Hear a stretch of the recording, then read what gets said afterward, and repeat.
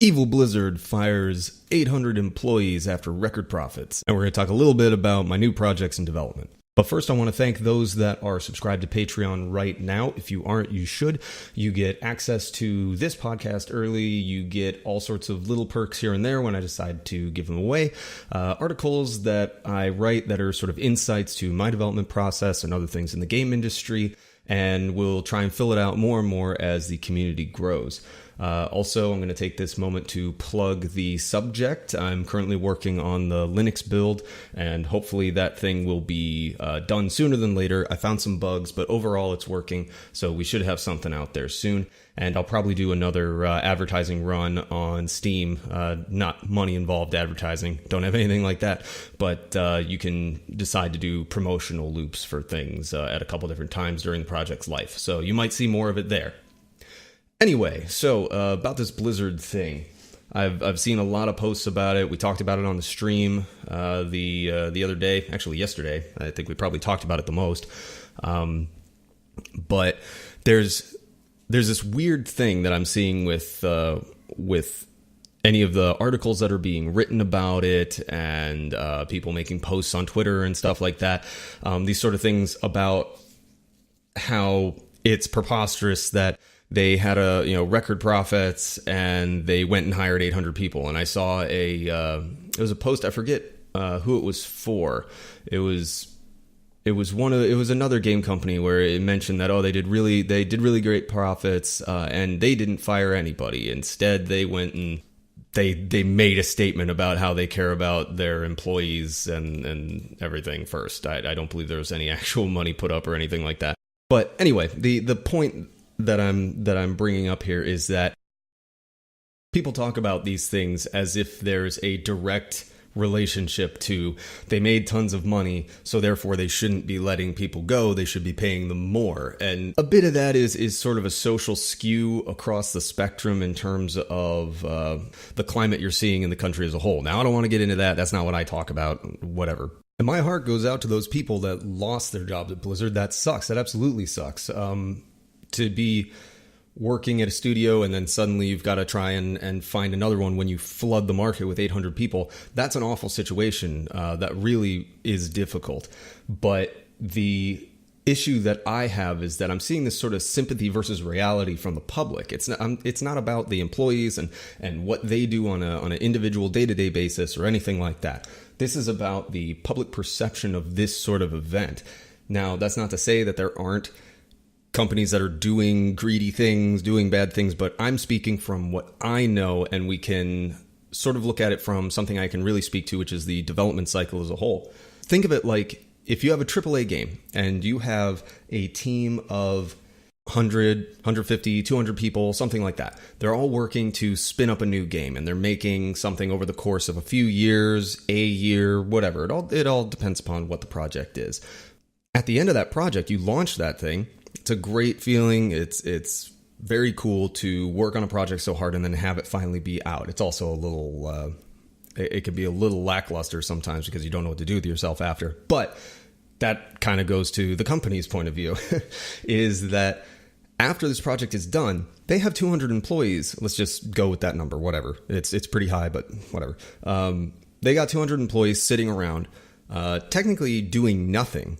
Now, if you're doing a live game, like say you're doing an MMO, like a World of Warcraft or something like that, you have a pretty large team still for making content and sort of maintaining that project and its lifespan. That team is needed. It's not 200 people. It's not the full-size people. Now, a company will, hopefully, it depends upon the size, what sort of projects they have sitting in the wings. If they have another project in the wings, maybe they have, if you're a big company like Blizzard, you got a million things going on. So I guarantee it's similar to my time at Disney. If you lose your job, they're going to try and find a place for you to hold on to if they believe that you're worth their money, right? They're making an investment in you. And if they feel you're worth it, they're going to try to keep you. And they're going to try to reallocate talent wherever they can to other projects. Now, that kind of brings to the next concept, which is a number of these people that were probably let go. I'm speculating, but this is just from from my experience and the things that I have seen over the years, you have a lot of non-development roles that are tied to these projects. You have things like customer service, you have things like QA, you have things like, well, QA is very important for a project, but it's not as heavily needed after a project launches. You know, QA is quality assurance. Those are game testers, if you want to look at it that way. And you may need a big team of them while you're making the game, but after the game's done and you're only putting out a small patch here and there, you may only need 2 game testers, right? Now, take jobs like that, customer service and social media reps, things like that, that are usually these big teams for spinning up a project and really advertising, getting a name out there and supporting the thing. These are important team members during the project and before the project launch, and they're important after, but you don't need as many. And it sounds kind of cold and calculated to say that, but that's what a company is. A company is cold and calculated, right? That's not, they're not in the business of making people feel good, which a lot of people don't like, but it's true. And it's how big companies like Blizzard stay big. Now, I don't agree with just firing a shit ton of people and keeping money for yourselves and jumping around in it like Scrooge McDuck. But I don't believe that's what's happening here. I don't believe that's what's happening most of the time. I believe what's happening is exactly what I just described, which is you are trimming a percentage of your workforce across the company as a whole, the entire company, the entirety of Blizzard. And a lot of people don't think about the fact that Blizzard isn't just one big box office in one area. There are all sorts of different places where Blizzard works at different parts of the world. There are things like server management, back-end stuff like that, that these jobs exist that people don't think about, that as you spin projects down, you may not need those things anymore. You may not need a whole office anymore, an entire workforce. And that's just the nature of the beast. Not that's how it is at Blizzard. That's how it is by public use, right? If you don't have the customers utilizing these tools, these people, this office, what's the point of spending all your money and throwing it into that, right? Now that sucks. But it's how businesses work. Now, there are things about like, oh, they hire on a new CFO or whatever and give them a huge bonus. That looks shady to the public, and that's all. There's a lot of money changing hands, which I think is ridiculous, but it still isn't related to this issue. It all looks bad on paper. The optics, as they say, are terrible, but it's really just not how that works. You don't fire a bunch of people so you can give a huge bonus to this person who contributes, I mean, I would say nothing to the actual development of the game, right? But if those games are not being made, then it's kind of a non-argument. So what it boils down to is you have a large company that is restructuring a little bit to deal with probably projects ending, certain things getting canned that they decided to not go forward with, customer service representation that you don't need as much of it anymore, and those kinds of jobs. 800 people at a huge company like that is a percentage, right? Now, if you go to Blizzard's website and look at their jobs, they're hiring a shit ton of people. And this is just proof in that churn.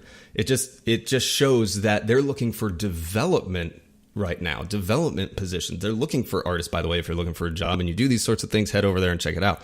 They're looking for artists. They're looking for engineers. They're looking for UI artists, UX. They're looking for development positions that really they build the game. That's what they're looking for. So if you look at this bit of news, you can look at them independently and see it as some sort of corporate greed thing. But if you look at it holistically, what you see is a company letting go positions that are probably not super supportive to the individual creation of a game, while spinning up new projects or supporting current projects that are getting more traction because they're making an expansion or something like that. That's just a reallocation of funds, and making sure that their teams are as strong as they can be. So this stuff looks bad in the news, but when I do take notice is when an entire company goes under and say 300 people are out on their butts because they don't have a job anymore because the studio closed, or their entire team was let go because the project was canceled and there's no place for them to go. A lot of times they know it's coming, but still, in that situation, you have an entire team without these justifications just sitting there with no jobs, and they have to now enter the workforce or the hunt again amongst those 300 people also looking for jobs, which can be really, really difficult.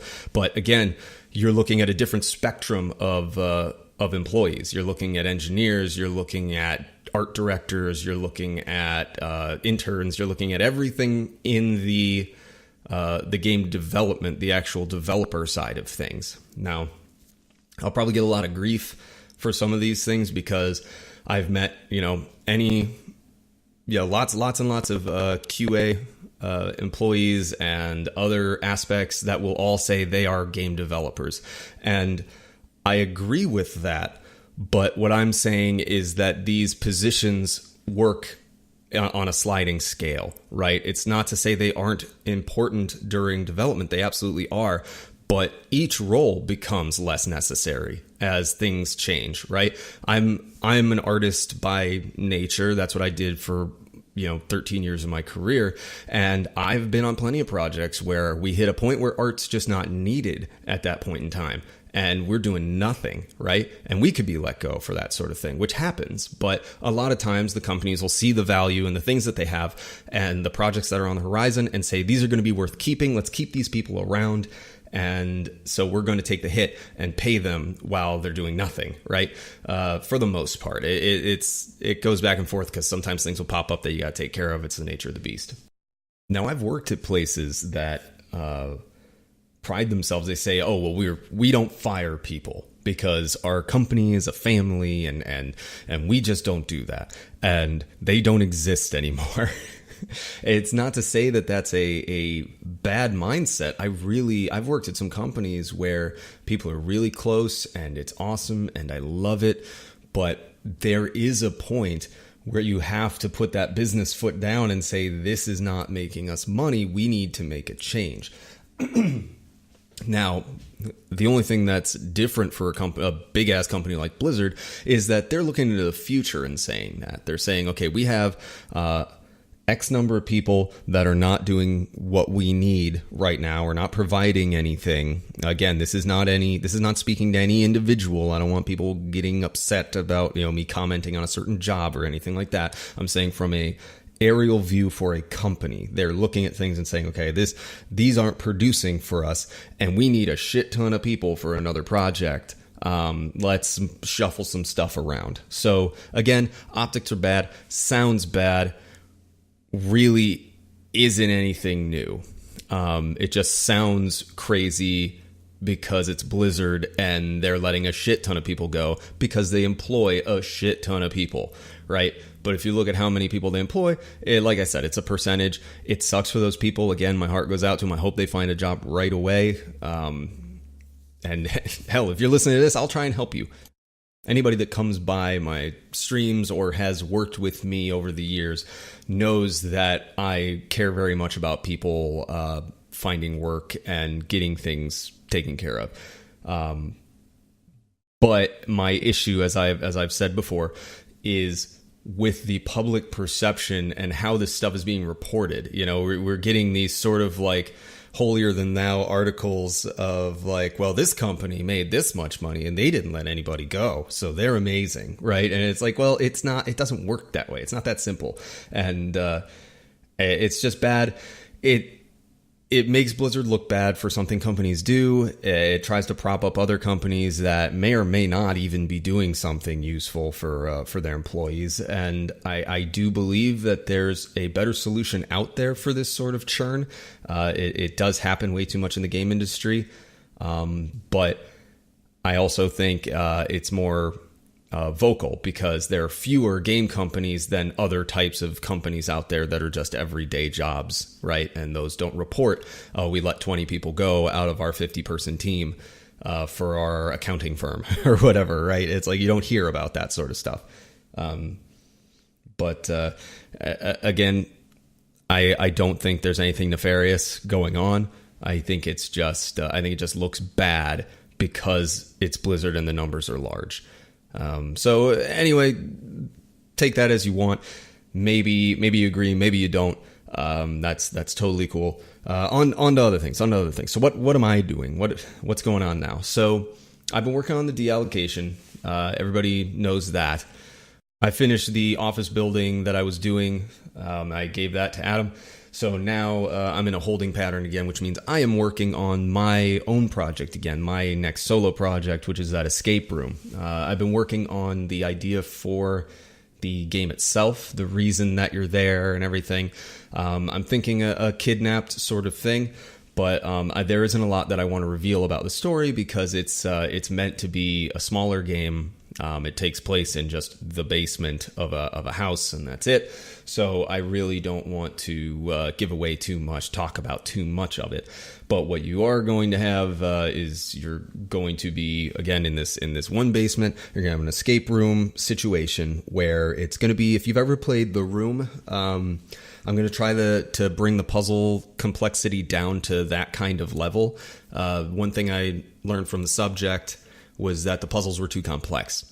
It didn't feel like that to me, but watching other people play it and then I played The Room 2 recently, like a week ago or something like that, just because I wanted to kind of play something else, just kind of jog my memory on what other games like this are like. And I shot through that thing. It was super, I don't want to say it was super, super easy. There were a few things where I got tripped up, but overall it was pretty, like, you find this, you plug this in, you do that. And there were other people that were like, this is so crazy and difficult. And it's like, it's a huge sliding scale. But a puzzle game that appeals to more than just the hardcore puzzle player, which I think the subject does, is a little more, it's a little more tactile. You're finding things, you're piecing things together, but overall the actual puzzle isn't that crazy for the most part. Some of them are, but I think I want to bring things down to that level, find a nice happy medium, I think, where I've got some things that are a little more complex and some things that are a bit more, you find a code, you enter it at whatever, right? So that's the aim for that. And it all takes place within a certain amount of time. So it's going full escape room style where you're timed to get this stuff done. Now, I haven't worked out the specifics for the game. I hadn't had a chance up until now to really flesh it out. So that's what I'm going to be doing this morning. I'm going to be thinking that stuff out. And I'll probably be sharing some of that stuff on the Patreon. Wink, wink, nudge, nudge. Go over there, check it out. Give me money because I'm broke and I got kids. No shame. I have no shame here. I have no problem being a total sellout. That's fine with me.